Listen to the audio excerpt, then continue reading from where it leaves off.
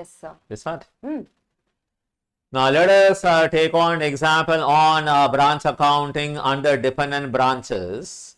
You have something called the wholesale method, where the goods are sold by the head office at wholesale price, and also the goods are invoiced to the branch at wholesale price, and the branch does a retail trade, right? Yes, sir. And you'll be asked to ascertain the profit made by the head office and the branch office.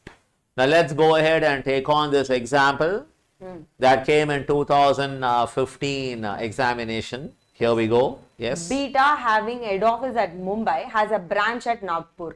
The head office does wholesale trade only at cost plus 80%. Very clearly given, the head office does only wholesale trade, and the goods are sold at cost. Let's assume rupees 100, sold at rupees 180. That is cost plus 80%, 180 rupees. The goods are sent to branch at a wholesale price, cost plus 80%.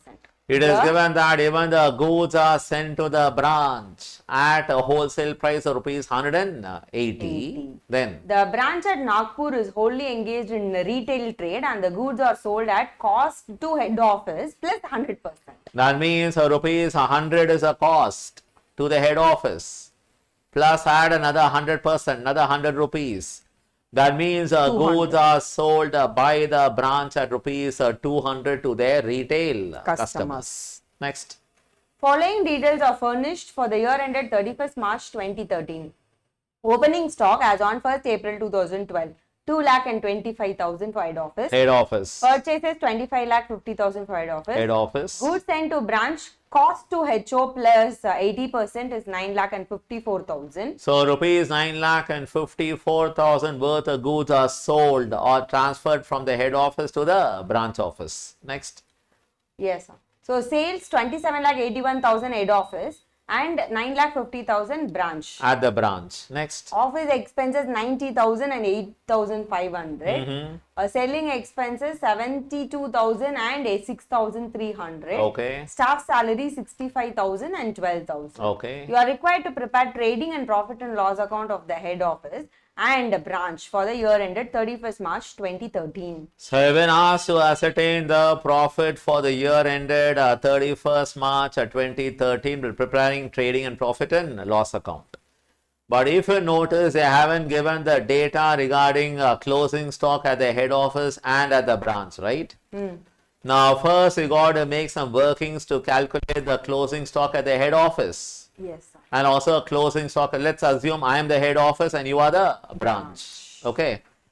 So we are supposed to calculate the closing stock in my office. Also closing stock at your end at the branch. So let's go ahead, refer to the working. Just see working note. Number one, we got to ascertain the closing stock at the head office. Now tell me, what is the opening stock at my office? 2,25,000. And then add purchases I made. 25,50,000. Now all these goods are purchased at rupees 100 each, right? That's my cost assumed. And then from this I got to subtract Less cost of goods sold. goods sold. What is a goods sold? Sales is I sold a 27 lakh. Yes, Just go to the 27,81,000. And then how much goods were transferred to the branch? It is 9,54,000. Adding both. So 27 lakh 81,000 plus 9 lakh and 54,000 in all. No, 9,50,000. 50,000. No. 54, yeah. 54 goods transferred to the branch. Yes, That sir, one. yes, sir. 37 lakh and 35,000. Is that clear? So in all, 37 lakh and 35,000 are the value of goods sold by the head of. Doesn't matter, sold to some outsider or sold to the branch. Okay, sir. In all, 37 lakh and how much? 35,000. Represents rupees 180. What is for 100? The cost of goods. Yes, sir. So what do you do? 37 lakh 35,000 into 100 by 180. How much? 20 lakh 75,000. You minus that from the previous two numbers, you'll get the closing stock at my office. How 7 much? lakh rupee. Rupees 7 lakh worth of goods are lying in stock in my warehouse. Is that fine? Yes, sir. Now let us go to your office at the branch. There is no opening stock given. And what is the goods received from me? 9,54,000. That is like your purchases at invoice price. Nothing but the wholesale price at 180. Now from this you got to reduce the invoice value of the goods that you sold. Yes. I think you made say a sales worth 9 lakh 9,50,000. which represents rupees 200. What is for 180? But that is the cost to you. Yes, sir. Because I am supplying goods to you at 180, right? Yes, sir. 9,50,000 into 180 by 180 upon 200. How much you get? 8,55,000. You minus it, you still have rupees 99,000 worth of goods lying in stock. Opening stock is 0 plus what you bought from me, 9,54,000, right? Yes, sir.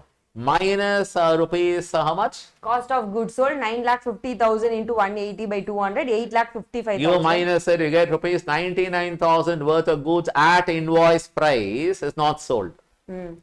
But please remember this 99,000 represents how much? 180. Cost. to But them. what is the true cost? Only 100. Therefore, Loading. rate. I can say that 99,000 into 80 by 180, 44,000 profit Yes, sir. is not yet realized by the head office. Because the goods are still with the branch. Profit can be recognized only when the goods have been sold to an outsider. I cannot make profit by transferring goods to the branch. Therefore, out of 99,000 shown as closing stock in your office, 44,000 profit included Yes, sir. is not yet realized. Realized. So you got to make a working for that. Yes, sir. Done. Yes, ma. Working note. Working note number 3, calculation of unrealized profit in branch. That is stock. the phrase. It is 99,000 into 80 by 180 will give you 44,000. Now all set. Now we can go through the trading and P&L. You can make in columnar form, guys. So particulars, head office, branch, Yes. credit side as well. Okay, debit and credit. To opening stock, 2,25,000. only under head office. Then to purchases, To 25,50,000 head office. only under head office. Then to goods Received from from head the, office. because that's a purchase for you. It is a 9,54,000 under branch. Then on the credit side, buy sales. 27,81,000 head office, 9,50,000 branch. And then buy goods sold to the branch or goods sent to branch. 9,54,000 under head office. Then buy closing stock 7 found lakh. in working note 1 and 2, right? Yes, sir. Which is 7 lakh rupees and 99,000, no doubt. That is your closing stock. Yes, sir. You are right in showing stock at 99,000, no doubt. And 2 GP balancing figure, how much? 16,60,000 for head office, 95,000 for branch. Very good. And then we go to the credit, the buy GP brought down, show the numbers. 16,60,000 and 95,000. Okay, then on the debit side, what is the first item? Office expenses 90,000, 8,000. As given in the question. Then 2. Selling expenses 72,000, 6,000. Again, as given in the question. Then next. Staff salary 65,000, 12,000. And then there's one more amount I have to show. Remember, there are rupees 99,000 worth of goods lying in your office. But that includes a 44,000 profit made by me, which is not yet realized. The reason is, I'll tell you why that 44,000 removed from my books. Now just take a calculator, guys, on small, we'll do on small calculation, okay? Yes, sir. Now tell me, Renuka, what is sales made by the head office? 27,81,000. And also, 9,54,000. add both. 37,35,000. Do this 37 lakh, how much? 35,000. What is 37 lakh and 35,000 into 80 by 180? Into 80 by 180. 16,60,000. 16 lakh and? 60,000. Is it the GP? Yeah. My GP, right? That is my profit. Yeah.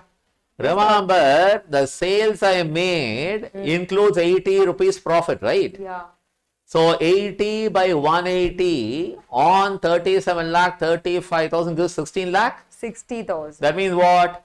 The 9 lakh and 54,000 what I sold to you people Yeah. is there in the GP. But of that 44,000 is not yet realized. Got it? Yes, sir. Because out of 9,54,000 goods I sent to you, 99,000 worth of goods are not yet sold, which includes 44,000 profit not yet realized. That should be removed. Therefore, on the debit side, to branch Stock reserve. stock reserve under head office, how much? 44,000. 44,000. And then I get the true profit made by the entity, by the company, right? Yes, sir. So, to net profit, how much for head office? 13,89,000 for head office And for branch? 68,200 for That is all, guys. This can come for 8 marks in examination, okay? So, learn this really well. Good luck. Thank you, sir.